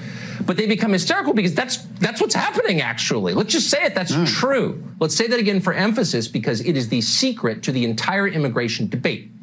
Demographic change is the key to the Democratic Party's political ambitions. In other words, you're being replaced and there's nothing you can do about it. So shut up. I mean, they're trying to change the population of the United States. And they hate it when you say that because it's true. Our country's being invaded by the rest of the world. Let me just state unequivocally, the country's being stolen from American citizens as we watch. In political terms, this policy is called the Great Replacement, the replacement of legacy Americans with more obedient people from faraway countries. Placement of legacy Americans with more obedient people from faraway countries. Listen, first of all, the scapegoating of immigrants, fear-mongering about your country being stolen from you by invaders, it's gross. It's hateful. It does, in fact, echo the replacement theory ideology which the Buffalo shooter says motivated him to kill. Second of all, this doesn't honestly sound much different from the standard issue conservative rhetoric that I've heard my entire life about this or that bad group threatening the white American way of life. It's pretty standard issue Southern strategy type of stuff. Third, if this is actually the Democratic plan for electoral dominance, they are extremely shitty at it. After all, the only demographic group that Democrats actually improved with in 2020 was white men. If there is one Obama-era talking point which has been thoroughly discredited, it's that America's shifting demographics would automatically inure to the benefit of the Democratic Party. Finally, as far as I can tell, Tucker Carlson has two basic goals: own and enrage the libs and to convince people to vote for shitty Republican politicians who in no way deserve your support. In service of these two goals, he engages in all sorts of contemptible rhetoric that is no doubt bad for the country, even if you can't and should not draw a direct line between Tucker monologues and racist massacres. But frankly, I wish that our problems were as easy to solve as taking Tucker Carlson off the air or censoring hate speech on the internet or toning down the violence in video games. None of these really addresses any of the root causes of the scourge of hate and violence in our society. To really deal with this, we're gonna have to go a lot deeper than a Tucker monologue. Now, one of the places to start that gets little mainstream discussion is the consistent relationship between our wars and interventions abroad and spikes in extremist violence at home. Now, it kind of makes some sense, right? You train a bunch of young men to kill, you desensitize them to human life, you normalize violence. They experience a profound adrenaline rush, sense of camaraderie and shared purpose, all of which vanishes when they return home, many with injuries to either their body or their brain or both. Now, you layer on top of that the frequent abandonment of veterans after their service and the emasculation of struggling to reintegrate into society, and that leaves you with the potentially toxic brew. University of Chicago researcher Kathleen Belew, author of the book Bring the War Home, has delved deep into the roots of the modern white power movement and finds that the particular brand of anti-government racist extremism that we've seen flare up since the 80s, it actually came directly out of the failures and the violence of the Vietnam War. I think the thing that really brought these activists together was a shared experience of the Vietnam War. Now, for some of them, this had to do with literal combat in Vietnam. And for veterans and active duty troops that came into the movement in its early formation, that certainly was the case. But this story about the Vietnam War became something much bigger and broader, and something that was open to people who didn't fight, and open to women, and open to younger activists. And the idea was sort of that the government was the site of betrayal, the site of all problems, and a direct threat to their nation. So the Vietnam War was really the catalyst that brought these activists together. And it also provided the uniforms, language, tactics, and weapons that escalated the impact of this movement over the years that followed. Now, what was even more fascinating to me, though, is that the most accurate predictor of racist hate movements is not cultural change, it's not poverty, it's not video games or 4chan for that matter either. It's actually war. We can see that across the run of American history, the best predictor for surges in right-wing violent activity and militant activity the best predictor is not poverty or immigration or reactionary mindset or the advances of communities of color. The best predictor is the aftermath of warfare. We see surges in the Klan after the Civil War, after World War I, after World War II, after Korea, after Vietnam, and we're seeing one now with the global war on terror. I skipped the Gulf War, but of course the Gulf War fueled the Oklahoma City bombing in 1995, which was carried out by a white power activist with other movement connections. And one thing to think about here is that this is really not just veterans. In fact, the research shows us, coming out of sociology, that all measures of violence are higher in the aftermath of warfare. So it isn't that war is creating violence among these groups. It's that these groups, which use opportunistic recruitment and radicalization practices, are able to take advantage of this broader disaffection and violent tendency in society in those moments. And that's what really escalates their membership numbers and creates opportunities for violent impact. This connection between war and violence at home is not limited to America, of course. After all, the Nazi movement came directly out of the humiliation of World War I. Now listen, I'm going to be very clear in saying two things. First of all, this is in no way to disparage all military veterans as racist thugs. Quite the contrary. These trends are about a very small fringe percentage of veterans and like-minded civilians. Second of all, as always, detailing the sociological conditions that breed extremism in no way absolves the extremists themselves of culpability for their violent acts. The link between war abroad and violence at home, it does make some sense. Some of the white power leaders who came out of Vietnam spoke directly about how violence begets violence, explaining they couldn't really see the difference between the government-sanctioned killings abroad and their ideological race war at home. According to Ballou, white power movement leader Louis Beam explained to a reporter who was disguised as a Klansman, quote, "I knew the battle was not over. The mere fact that I had returned from Vietnam did not mean the war was over. It was going on right here in the States. I knew right then and there I had to get engaged again and fight the enemy. Over here, if you kill the enemy, you go to jail. Over there in Vietnam, if you killed the enemy, they gave you a medal. I couldn't see the difference." Gives new meaning to the phrase forever war. For these dudes, killing commies and hating Jews and black people, well, that was all bundled up together. What's more, in the Vietnam War, as in our Reagan-era Cold War interventions, and as in Iraq and as in Afghanistan, little distinction was made between civilians and combatants. And if the government couldn't be counted on to finish the job, well then, these extremists would take it on themselves. I have no doubt that the reasons the U.S. stands out in terms of violence in general, mass shootings in particular, are complex and very multifaceted.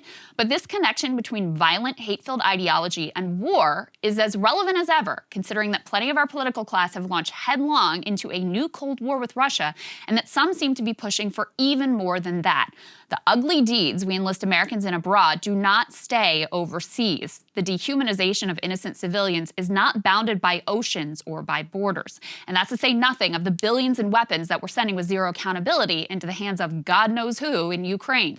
Something tells me you're not going to hear much about this research as the Senate votes this week on tens of billions more in weapons shipments. Saagar, it's very easy, and I feel like liberals like to do this a lot. They pick out like their one bad guy, like Trump. It was George W. Bush, who I would say there was some merit there. Right.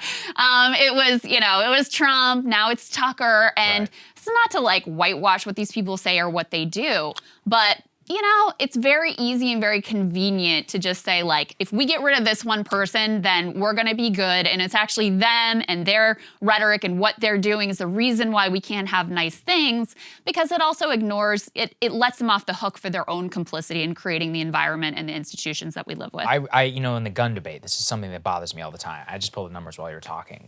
People were always like, there were 39,000 people lost to guns last year. Well, 24,000 of those people were people who killed themselves.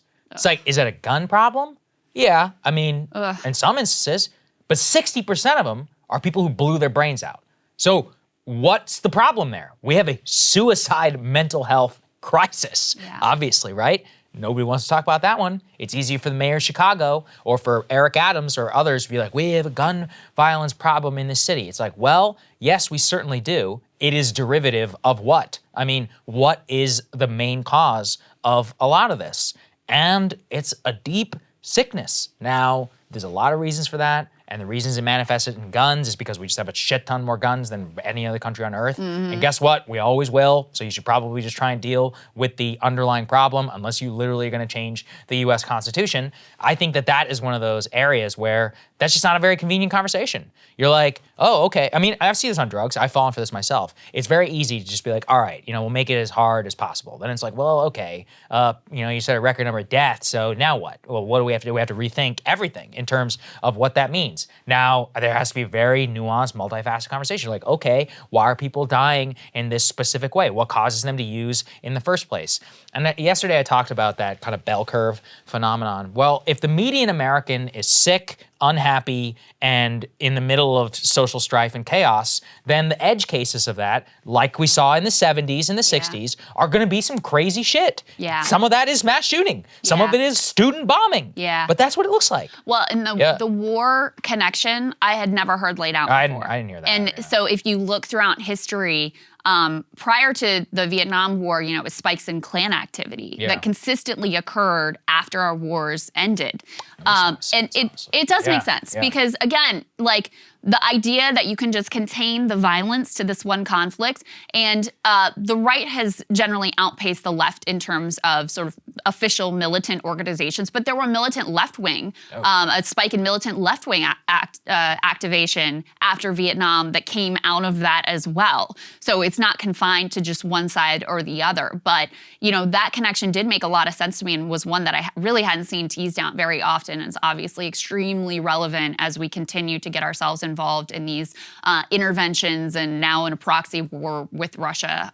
One more thing to think about as we move forward. Yeah, absolutely. All right, Saagar, what are you looking at? If there's ever a time to have a conversation about energy, it's right now. Gas prices yesterday hit the all-time high. Again, electricity prices across the country are at record highs, with utility gas in particular acting as a major driver of inflation. Europe is talking about phasing out Russian oil and gas, which means there will be an increased competition on the global market for an even more finite source of petroleum products, meaning we're all likely to pay higher prices for years to come. So what do we do about it? This is the ultimate question. It's one that modern establishment liberals have an answer for. We need renewables, they say. And I agree with that sentiment. But in that phrase, what they really mean is solar and wind power. Now, we have spoken here before. Solar and wind power are really awful sources of power in terms of reliability. Both solar and wind operate only at 25 to 30% of their total capacity, which means it's behind coal, natural gas, and nuclear power. Of those three, only one is renewable. It's nuclear. And yet, it is completely missing from the ideological conversation around renewable power. Their ideological opposition to nuclear power has led to a wholesale endorsement of solar, with all of the consequences be damned, and is leading to a massive showdown here in the United States over trade policy. So let's put this on the screen. Right now, the solar industry in the United States is frozen. Why? Because we actually don't make almost any solar components in this country. It's nearly entirely imported from abroad. Surprise, surprise, the U.S. Commerce Department is now currently conducting an investigation into whether the industry and its supply chain is riddled with manipulative Chinese trade practices, which are using cutout companies in Southeast Asia to try and go around U.S. tariffs. The investigation, if it finds manipulative Chinese trade practices, would put retroactive tariffs on panels imported, which is why the interim period, the entire industry is frozen. Now, rather than deal with the fact that we basically don't have a single part of the solar supply chain in America, what do you think that these people are doing? They are pressing the Biden administration to influence the investigation and allow solar installers in the US to simply go forward with business for ideological reason, even if China does own the entire supply chain. Now, this is especially troubling for a number of reasons. Let's say solar is a better source of power than it actually is. And in effect, what states like California and others who are going all in on solar are saying is, let's ditch American-made natural gas and nuclear. Let's put all of our eggs in a basket of technology, which we own almost 0% of the supply chain for, and are entirely dependent on our adversary for. If we got into a conflict with China in the future, or if we have trade objections 20 years from now, and we only have solar, what the hell are we supposed to do if we rely on them for all of the parts for our newfangled power? Well, they didn't think about that one. Worse, per a new report from the American Prospect, the trade group which reps the entire solar industry actually includes companies in it which benefit from Chinese slave labor. Now, SEIA, which is the solar organization, strongly disputes that characterization. Their communications director, who happens to be a major fan of Breaking Points, has disputed this. I am just going to say, I read his explanation. I remain unconvinced by the semantics that he and his group are trying to portray the situation. The basic fact is this: solar is not a great source of renewable power, except in a limited number of instances. Its lack of capacity means that it has major surge problems, like ones that we have coming down the pipeline in California, Texas, and Indiana, meaning it will always require a higher capacity form of power to back it up. Right now, the establishment Democratic promise is that, well, we're just going to have excess capacity in batteries. Except when you read further, they admit that the batteries don't exist yet, which means in practice, to have unreliable solar power, you need natural gas plants to back up the grid in a time of crisis. Now that's really bad, because not only is natural gas bad from a greenhouse gas emissions perspective, but when compared to renewable, right now it is historically expensive because it is priced by the global market and the Russia crisis. This means in a crunch that consumers will get charged astronomically high prices that are also bad for the environment, all because Chinese-made solar panels are not up to the task. Now, don't believe me? Let's revisit the tale of the Indian Point nuclear power plant. Well, what happened here? New York Democrats worked hard to close the Indian Point nuclear power plant near New York City. Almost all of the replacement power that plant was providing is now being produced by natural gas-fired plants, which means that New York traded a clean, renewable source of cheaper power for a more carbon-emitting one. Now, that really is not saving the environment. All of this is because major blue states like California and New York have passed major renewable targets in their state legislatures, which require a huge portion of their power to be provided by renewables. Again, I think that's a great sentiment. But this is also why they are pressing so hard for the Biden administration to waive the tariffs and the investigation, because they do not care if it comes from China. If it's made and produces an immense amount of toxic waste in Southeast Asia, which it does, it still reduces U.S. resiliency. They don't care as long as it hits the targets. Their renewable goals, regardless of context, are all that matter to them. Now look, I'm not letting Republicans off the hook.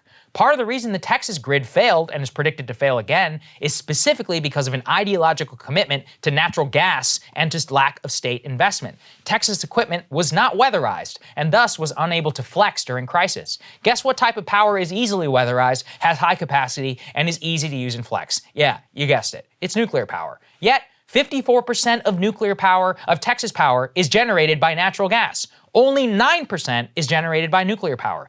They get more than double the amount of power from coal than nuclear in the year 2022. That's insane. It's unjustifiable. And it's also ideological in its opposition.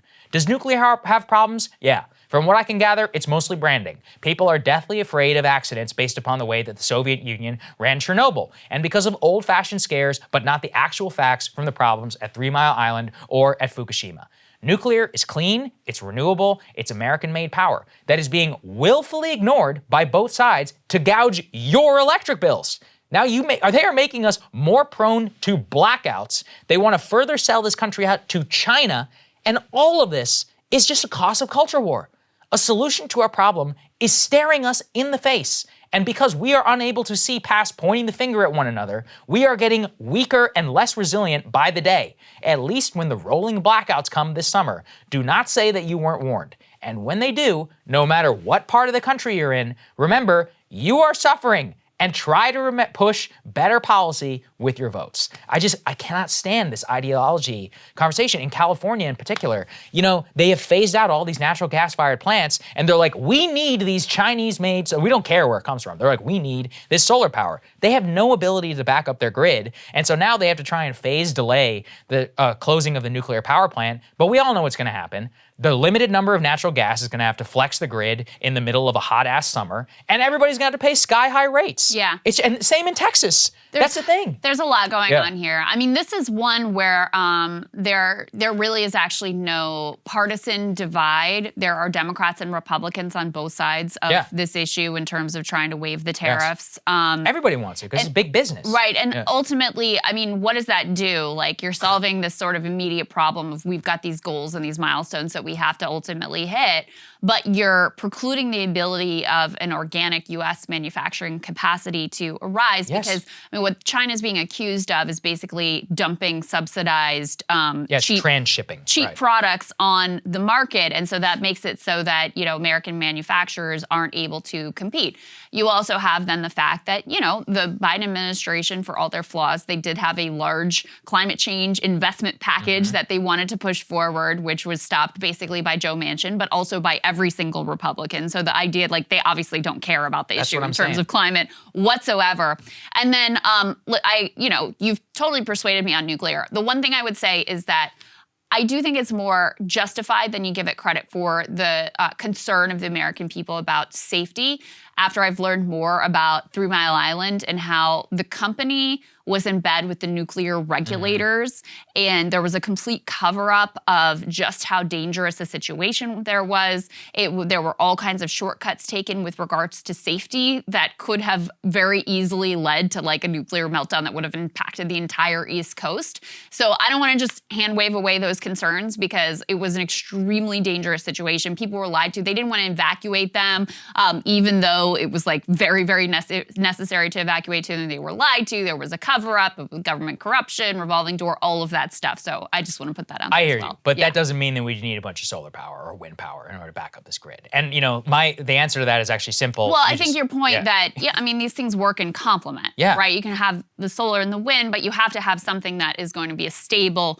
generation source. Right now, that's natural gas. That's not good for the environment. Nuclear is better. But I'm just saying that, listen, I think that the concerns about safety are not illegitimate, given that you had this. I mean, it was ultimately an issue of capitalism. The company wanted to make money. There was total regulatory capture, and so they lied and put lives significantly at risk to try to protect their bottom line. I think it should be safe as hell and should have a ton of regulatory scrutiny. If it were up to me, I don't think these people should be allowed to make profit, period, especially if the state is going to build. I mean, if the state's going to finance the construction of all of these plants, then we should just own and operate them. They should be owned by California State Power or whatever. Now, I know there's all sorts of problems that could be accompanied with that, but that seems probably, at least from my perspective, given the way that some commercially nuclear plants have not invested in the technology that they need, again, because of profit maximization, then this is a technology which requires a significant upfront investment and is going to require state backing. So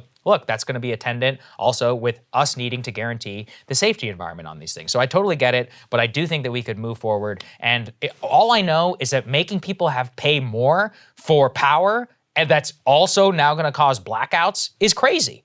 Especially whenever this investigation is almost certain to show that China is transshipping and moving around our tariffs. And I think that's completely outrageous. I believe in an electric future, in an electric car future, and making sure that we have cheap, abundant, natural power for everybody out there that is not impacted by the kingdom of Saudi Arabia. I just want to see us actually get there. So there you go. Indeed. All right, guys. One of our favorite guests, a longtime friend of the show, Dr. Trita Parsi, joins us now to talk about NATO and Ukraine and Russia and all of the things that are going on there. So let's get to it. Joining us now is the co-founder and executive director of the Quincy Institute, Dr. Trita Parsi. Great to see you, sir. Good to see you, sir.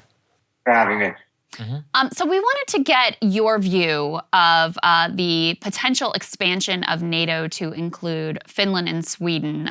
Throw the second element, Colvin, that we have up on the screen here. So the very latest is both of these countries want to join, both Sweden and Finland. That is a dramatic shift from their posture of neutrality that has been, in place for decades now. Most NATO member countries are good with this, ready to see it happen, but Turkey seems to have some reluctance to agree, and of course it has to be unanimous to allow new member countries into NATO. So if you could just lay out sort of lay of the land, why this matters, what it means, and what the obstacles are here. Well, obviously this matters tremendously because if Sweden and Finland in particular joins, it means that the border with Russia expands another 800 miles or so, 810 miles, I believe. So what we're seeing here is a process in which the neutral space in Europe is essentially going extinct. Now you're with NATO or you're with Russia. And it's hard for me to see how that actually will make the region more stable and make the NATO countries, including the United States, more safe. That is not to say that this has not been caused by what Russia did, but with the invasion of Ukraine. But we are, our actions have consequences as well. And an expansion of this kind has to be thought through very, very carefully.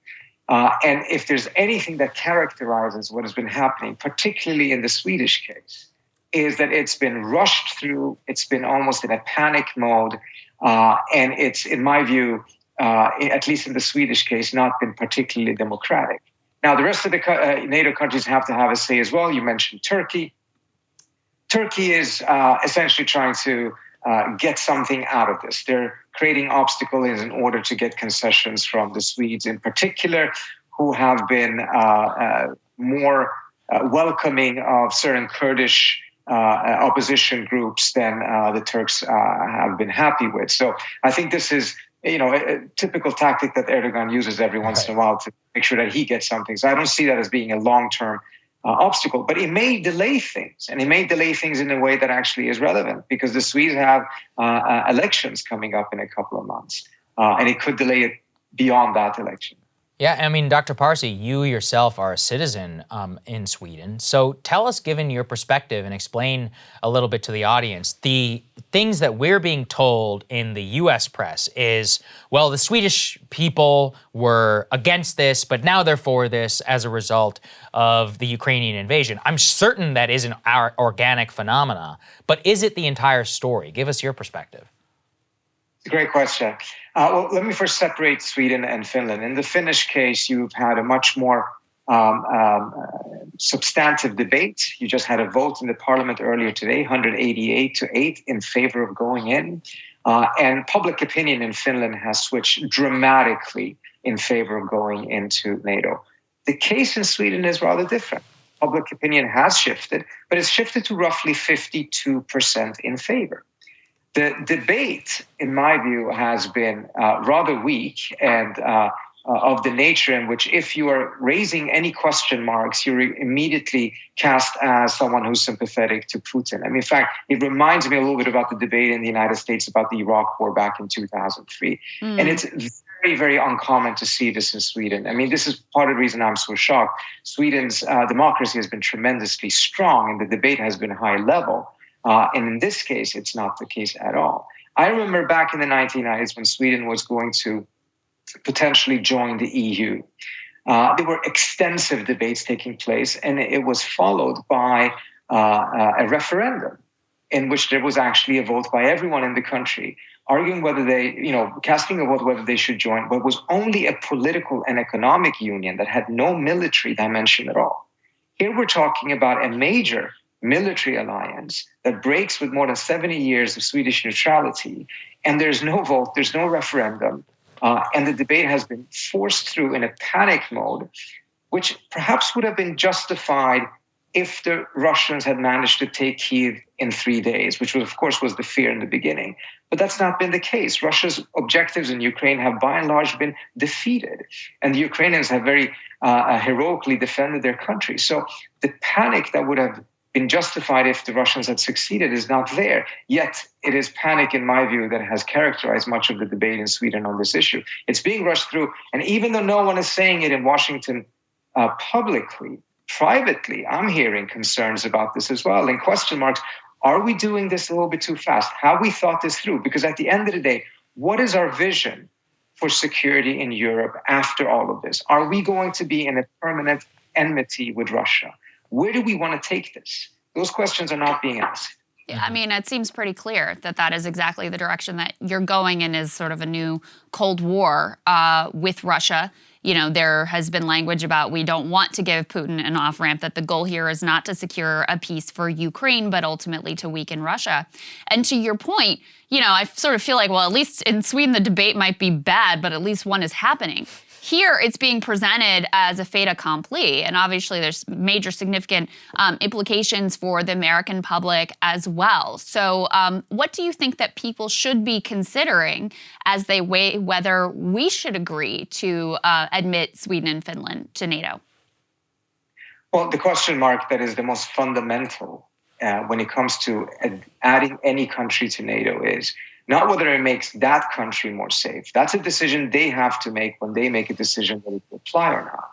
The question we have to ask ourselves, is this going to make us and NATO as a whole more safe? Or is it going to increase the likelihood of a conflict? Now, in the case of Sweden and Finland, and certainly in the case of Finland, we're talking about a country that actually has a very strong military, has a capacity of mobilizing 900,000 troops. In the Swedish case, they already got rid of their draft a couple of years ago, and they've not, they've reduced military spending, et cetera, and they're going to have to increase it in order for them to actually be a country that contributes to NATO's security. But all in all, those are critical questions that have to be taken in the context of a very, very serious consideration as to whether this actually adds security and in such a way that it overcompensates for the fact that we may actually be increasing the likelihood of conflict as well. I mean, we're adding 800 more miles of borders with Russia. And again, it's not a debate that seems to be taken very seriously, but it is an extremely serious decision that needs to be made here. I think that in the context of our debate, and you wrote a little bit about this, let's put this up there on the screen on MSNBC, which, certainly an interesting perspective over on that website than I think contrary to what they're used to hearing. You're saying that Biden and Russia's Ukraine war mission creep is an alarmingly slippery slope. Can you characterize the argument that you made there, also in the context of NATO expansion?